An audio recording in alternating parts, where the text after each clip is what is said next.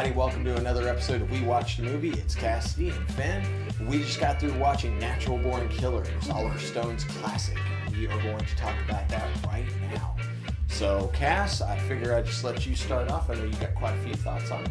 So opening salvo. main thing is this is my first time watching it, and I don't know. I mean, it's been out since when? 95. So in Summer the 90s. of 95 is when that came out. So it's been out since the 90s. Now, after watching it, I realized why I haven't seen it, and I definitely get why it took so long for me to get to it. Man, I loved it. The cinematography of it was so unique and eye-catching. It used different aspects and everything. The storyline, I absolutely love Mickey and Mallory Knox. They're really bad, but they're super cute and adorable, and they are each other's world enough to where nobody else really matters. Mm-hmm. And it's super relevant right now, so it was awesome to watch. But oh, bad. I don't know where to start. I'll be honest, I don't. So you go ahead with this one. Okay. Well, the movie itself was originally written by Quentin Tarantino. Mm-hmm. And it's actually one of the screenplays that he wrote, because there was a point in his life when he first started out where he was just writing screenplays and then selling those and sending those out, and that's actually how he built up the money to make Reservoir Dogs. Wow. And he sold Natural Born Killers and True Romance, and on the money that he made off of selling those two screenplays, he turned around and made Reservoir Dogs. Nice. Now, if you'll notice, both of those films still take place in the Tarantino universe. Mm-hmm. Mm-hmm. There are certain people that are mentioned, that there are last names that are used over and over again, and they happen to pop up also in Natural Born Killers as well as in True Romance. Mm-hmm. Both of those movies being stories and screenplays that were originally written by Tarantino, but then done by someone else. Oliver Stone in the sense of Natural Born Killers, and I think it's Michael Mann in True Romance, but I could be wrong on it's that. It's a really good nod. No, it's not. That's not. It's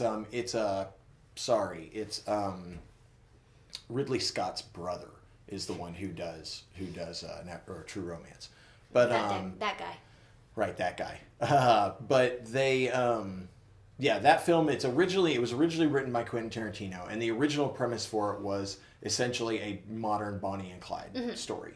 But Oliver Stone then turned around and took because if you'll notice in the credits, it's screenplay by Oliver Stone and like a couple of other co-writers of his that he's written with in the past and on other stuff. And then it's story by Quentin Tarantino. So, the initial kernel of the story was his, but then Stone took it and did something else with it, which, what Stone does is talk about cult of personality and the media and how the media affects, the public's perception of people, whatever they're, whether they're good people or bad people, how we see them. And that is, as you said, so insanely relevant right now. Cult of personality and the way in which the media twists things so that you end up with people being looked at favorably who are not the best people is such a relevant topic right now. And Stone was doing this 20 years ago, 20 plus years ago, and really, like, if you look back, like, okay, so I've watched both the original theatrical version and the director's cut. Now, the director's cut doesn't really do a whole lot as far as, changing the story or anything. Like, the basics of the story and what Stone is trying to say with it are still there. It just extends out a few more scenes and gives you a little bit more information and kind of background on Mickey and Mallory and whatnot. But, like, it's strange to me with this movie because, yes, as you said, you kind of get endeared to Mickey and Mallory.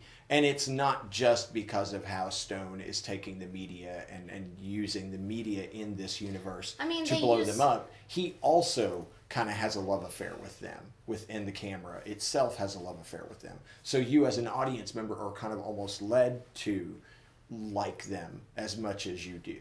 But at the same point, they are really seriously screwed up individuals who are in a lot of ways just the product of the same society that's being critiqued in that movie.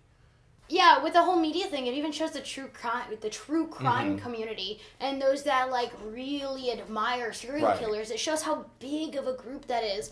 Like, it's a thing. People watch these things. People Yeah, enjoy yeah. these things. I mean, right now I know several people like who are into like looking into Manson Mm-hmm. and heck, I did reports on Manson in school, like Helter Skelter. So like the true crime community is there, and that's heavy in the media. Oh yeah, yeah. So even them knowing they're serial killers. Well, and Manson's specter is on this film big Yeah. time. I mean, Oh, the, yeah, the they mention interview him. scenes Yeah. like between Robert Downey Jr.'s character Yeah. and Woody Harrelson are so Gosh. Well, like what- the Manson interviews. Wait, with you Geraldo mentioned Rivera. earlier that he had watched like interviews with Manson Mm-hmm. yeah. in order to get the character and everything. And that which that cadence and- whole yeah. scene, it was just. It Mm-hmm. it put forth that huge that serial killer like he's really smart. Yeah, He's yeah. super well, and he's smart. so smart too because what he's doing in that moment is not just putting on this crazy. He's putting on the crazy act in a way to shadow or to put shade on what he's actually doing in that scene, which is prepping for that jailbreak. Mm-hmm. Yeah. You know, he's getting ready for the moment when he does throw that one And security guard the donut and, you know, go through all that. And you can tell he's prepared this. He knew exactly. He had already essentially cased the area. Mm-hmm. Right. He saw who was there. He already knew he was going to leave alive. Yeah, yeah, Like it was yeah. all already planned Well, out. and Robert It Downey was Jr.'s character is a decided. useful idiot for him. Mm-hmm. You know, he's a useful idiot. He like sees, oh, well, you want to interview me?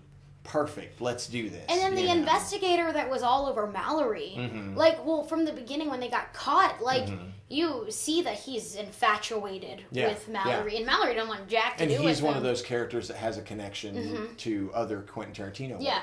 but Yeah. like, and he, Scagnetti. Yeah. yeah, Scagnetti, yeah, spaghetti. yeah. But like he strangled a chick, like, and he's mentioned Mm-hmm. Well, it. and it's that's the thing is But it's nothing. This movie is a critique of society in general, not just serial killers. Yeah. And especially when you look at the fact that Mickey and Mallory Knox, if you look at it, really most of the people that they killed were not the best. No, I was people. going to say that it's not mindless Right. killing. Yeah. It's in a sense intelligent. These are scum of the earth. Right. Like you might think Mickey and Mallory are scum, but if you and look the- at who they're killing, And their downfall only comes after they've With- killed yeah. the real only Which innocent person. immediately that they Mallory actually was killed. like, "You killed right, life." Exactly. Right. Right. and it wasn't a healing process. Mm-hmm. But in that, the Native American gentleman, he was released in a sense. He knew Mm-hmm. Right. it was Well, coming he- with yeah, the story. exactly. You know, He you had seen stupid it. bitch, I'm a snake. What'd you Yeah. think? You know, And well, he says that. He says, I looked into, the future so many years ago and I saw the demon come for me Mm-hmm. and now you're here, and he knew that was, happening and that was going to happen. So it's, like he even and Mallory knew too. Mallory was Mm-hmm. Yeah, very yeah. aware of their positioning. yeah, especially she in that. Was. Like, she says, I think we're the demons, Yeah, like we're Mallory, do Mickey you sense Yassen. Yeah. demons? I Yeah. think we're the demons, Mickey. Right. And like with that, because even Mickey sees her as an angel. Yeah, exactly. He sees her as good, Yeah. which she is In a way, more or less. She's the better of the two of them for Yeah. sure. I mean, Mickey is the more straight evil, Yeah. and the more formed, like completely formed product of his background Yeah. and of what happened to him. Mallory is a little more malleable and a little more like all she really needed was Mickey's Yeah. love. And the moments that she goes off the rails in the story Is when he is are not those showing mo- interest in her. Exactly. Is where she exactly. Mm-hmm. feels a space between them, and she's all like, "I can't handle that." Right. And then she's right. She's like a ship without a rudder out Yeah. there. And Like yeah. they need each other. They're each other's anchors, Right, the rocks, like right. in order to keep them, hold them down. And like they even said that was their last kill. They were done. They Yeah, had already been yeah. done, and they wanted to settle down. Yeah. And have a family. Yeah. And well, so and the closing credits show them traveling Yeah. around in a Winnebago, and she's pregnant, and they've Yeah. already got 2 kids. So the idea is there that they make it. That Yeah. like after the jailbreak, they continue on, and they just have this little family. that they killed the scum of the earth and stuff. Well, yeah, they have a code. They live by it. They love each other, and the world is rotten. You know, and it's even evoked in the music that they use, because like it uses like at least 3 or 4 different Leonard Cohen songs throughout the soundtrack. Like the movie starts off with a Leonard Cohen song, and those songs, when you look at the lyrics of them, they're all about the life being rigged and the world being screwed up, and the deck is stacked against you before you even took your first breath. And that kind of idea is evoked a lot in this movie. I mean, Mickey and Mallory are doomed characters. They save each other though. Right, and they save each other, right? And love is the key. Love is the key. Love is what cures the demon. Exactly. And I think that's pretty much a good note to end on. Yeah. So only love kills the demon. Till we see you guys next time, y'all keep watching movies and have a good one.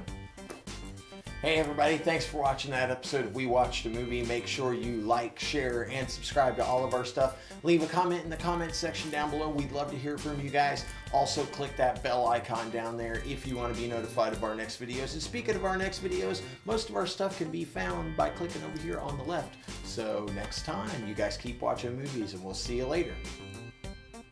Hey everybody, and welcome to another episode of We Watched a Movie. It's Cassidy and Finn. Hey guys!